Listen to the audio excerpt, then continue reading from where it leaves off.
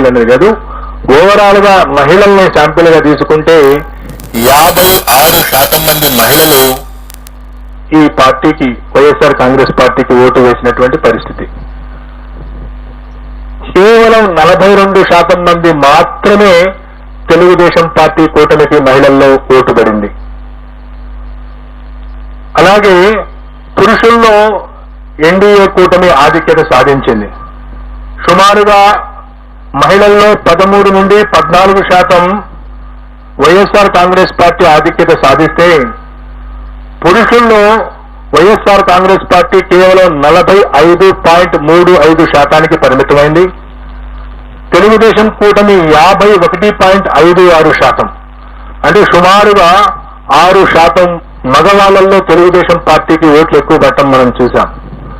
ఒకవైపు రాష్ట్రంలో మహిళల సంఖ్య ఎక్కువగా ఉండటం, మొన్న జరిగిన ఎన్నికల్లో 4,78,000 ఓట్లు, సుమారుగా 1.43% మంది మహిళలు పురుషుల కంటే అదనంగా ఓటు వేయటం, ఆ అదనంగా ఓటు వేసినటువంటి మహిళల్లో సుమారుగా 56% మంది వైఎస్ఆర్ కాంగ్రెస్ పార్టీకి ఓటు వేయడంతో పాటుగా, వైఎస్ఆర్ కాంగ్రెస్ పార్టీకి వెన్నుదన్నుగా నిలిచినటువంటి ఎస్సీ, ఎస్టీ, మైనారిటీ వర్గాలతో పాటుగా ఈ గత 4 ఏళ్లుగా ఈ ప్రభుత్వం అనుసరించినటువంటి అనేక అభివృద్ధి, గ్రామీణ ప్రాంతాల్లో అభివృద్ధి, అలాగే సంక్షేమ కార్యక్రమాలు, డైరెక్ట్ బెనిఫిట్ స్కీమ్స్ కారణంగా బీసీలలో కూడా వైఎస్ఆర్ కాంగ్రెస్ పార్టీ గణనీయమైనటువంటి ఓట్లు సాధించింది. ఈ విధంగా తనకున్నటువంటి ఓటు బ్యాంకును కాపాడుకుంటూ కొత్తగా బీసీలలో ఓటు బ్యాంకుని చేర్చడం ద్వారా, మహిళల్లో తన ఓటు బ్యాంకును పెంచుకోవడం ద్వారా వైఎస్ఆర్ కాంగ్రెస్ పార్టీ ఈ రోజు తిరిగి రాష్ట్రంలో మరొకసారి అధికారంలోకి రాబోతా ఉంది. వైఎస్ఆర్ కాంగ్రెస్ పార్టీ ఆంధ్రప్రదేశ్ లో మే 13వ తేదీన జరిగినటువంటి ఎన్నికల్లో 49.41% ఓట్లను సాధించి 94 నుండి 104 అసెంబ్లీ స్థానాల్లో గెలవబోతా ఉంది. అలాగే తెలుగుదేశం పార్టీ కూటమి 47.55% ఓట్లను సాధించి కేవలం 71 నుండి 81 స్థానాలకు పరిమితం కాబోతా ఉంది. ఇతర పార్టీలు, ఇండిపెండెంట్ అభ్యర్థులు 3.04% ఓట్లకు పరిమితం కాబోతా ఉన్నాయి.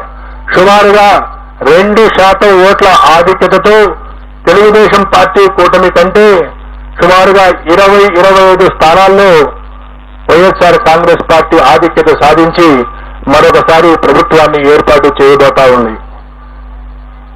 అలాగే పార్లమెంటు విషయానికి వస్తే, ఆంధ్రప్రదేశ్ లో ఉన్నటువంటి 25 పార్లమెంటు స్థానాల్లో 48.29% ఓట్లను సాధించి వైఎస్ఆర్ కాంగ్రెస్ పార్టీ 13 నుండి 15 పార్లమెంటు స్థానాలను గెలవబోతా ఉంది.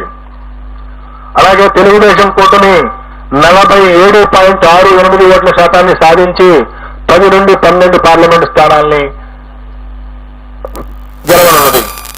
4.03% ఓట్లు కాంగ్రెస్ పార్టీ మరియు ఇతర పార్టీలకు లభించినాయి. ఏ పార్టీ కూడా ఇంకా వేరే పార్టీలకు సీట్లు లభించేటువంటి అవకాశం లేదు.